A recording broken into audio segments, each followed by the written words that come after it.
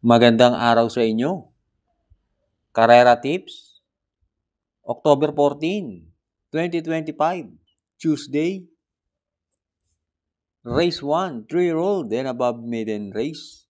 Distance 1,400 meters na merong 9 entries. Start ito ng winner take all. Races 1 to 7.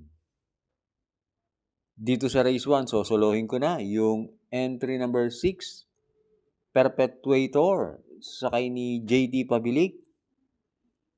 Last run, gumawa yan ng 125 sa 1-4. At yung kabayan yan, humabol kay Goddess Soteria.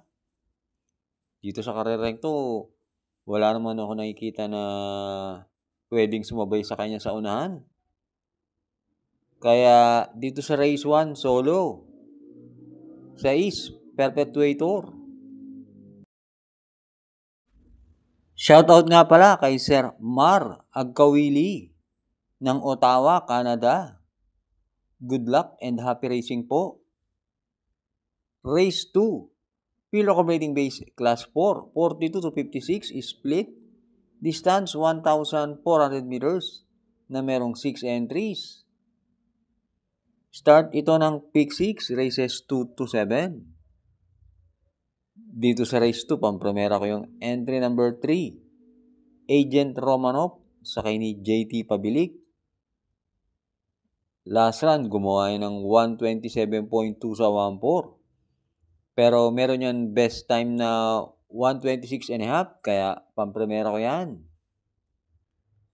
At panigundo ko yung entry number 6, Houdini, sakay ni EA Abrea.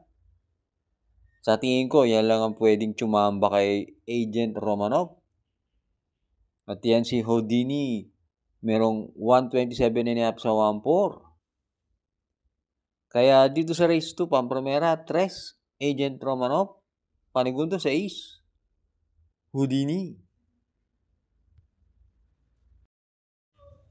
Race 3, Pure Competing Base Class 5, 17 to 41, split. Distance 1,400 meters na merong 8 entries. Start ito ng Pick 5, races 3 to 7. Dito sa race 3, pampremera ko yung entry number 2, French Leather, sakay ni JB Ponce. Yan si French Leather, merong 127 sa 1-4. At panigundo ko yung entry number 1, Ivan, sakay ni IL Aguila. Yan si Ivan, pag nakasolo ere, tingin ko may panalo yan. At matapang mauna yan. Kaya niyan tsumempo ng 126 sa 1-4 kapag matigas ang pista.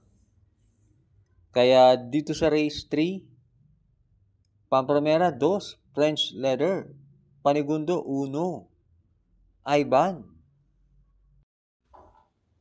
Race 4, Pilo Competing Base Class 5, 17 to 41, split. Distance 1,400 meters na merong 6 entries. Start ito ng Pick 4, races 4 to 7. Dito sa race 4, pampremera ko yung entry number 6, Top Romance, sakay ni DL Camanyero Jr.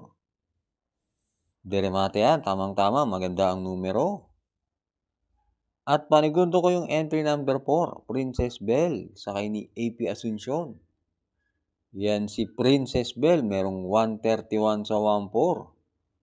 Sa ganitong grupo, yung 131 malaking bagay na. At pantersero ko yung entry number 1, Malbatan Island, sakay ni JD Flores. Yun mga huling takbo ni Malbatan Island, parang di naman nilalaban. Dito, pag inilaban yan, may panalo rin yan. Kaya dito sa race 4, pampremera, 6, Top Romance. Panigundo 4, Princess Belle. Pantersero, 1, Malbatan Island. Hi and happy racing nga pala sa ating mga members. Thanks for joining. Race 5 na tayo. Pilo Competing Base Class 4, 42 to 56 split. Distance 1,400 meters na merong 8 entries. Dito sa race 5, pampremera ko yung entry number 2 ay under oath sa kay ni J. Bernandez. Yan si I under oath, meron 127.2 sa 1-4. At panigundo ko yung entry number 1, Golden Opportunity sa kay ni J.G. Serrano. Yan si Golden Opportunity, merong 127.8 sa 1-4. Kaya sa tingin ko magandang laban to between entries 2 and number 1.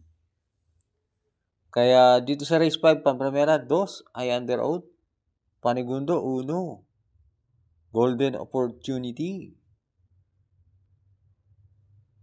Race 6, Pilo Accumulating Base, Class 5, 17 to 41, split.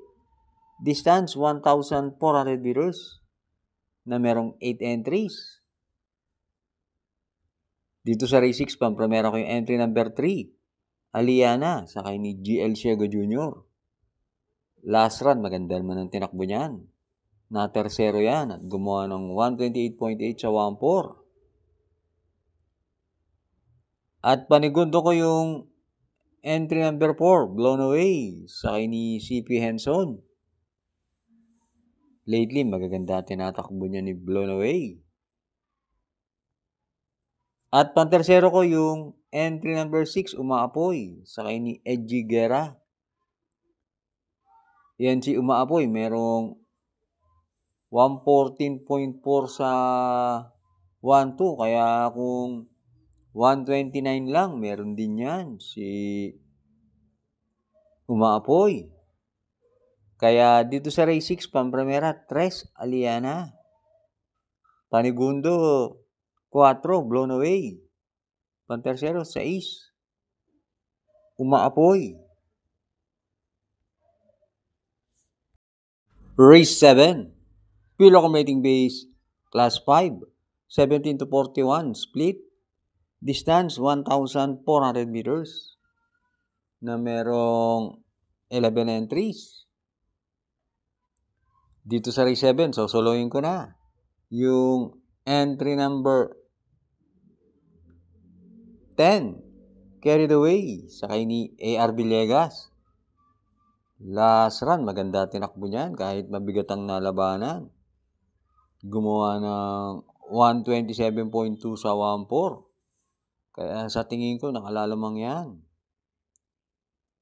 Kaya dito sa race 7, solo, G's, Carried Away